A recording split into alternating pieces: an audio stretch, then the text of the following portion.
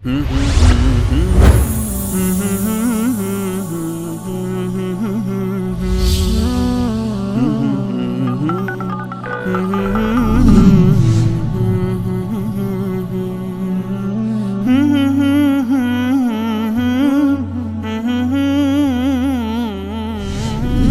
سلام و عرض ادب خدمت برادر بزرگوار جناب آقای انصاری و تمام دستان در کاران شبکه جهانی وصال حق.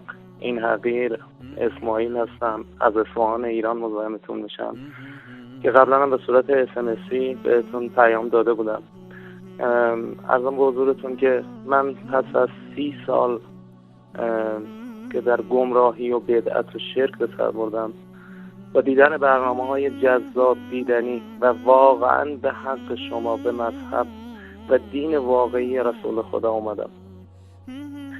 از شما خواهش میکنم که کلیپ‌ها یا عرضم به حضورتون برنامه‌هایی که مربوط به وضو گرفتن صحیح اهل سنته و عرضم به حضورتون نماز خوندن صحیح اهل سنت رو در ما از شبکه زیباتون پخش کنید تا اشخاصی که مثل بنده به راه حق، به راه دین، به راه توحید اومدن، بدونن چطور دینشون رو انجام بدن، بدونن چطور احکام واجب و فریضه الهی نماز و وضو و دیگر اعمال دینشون رو انجام بدن.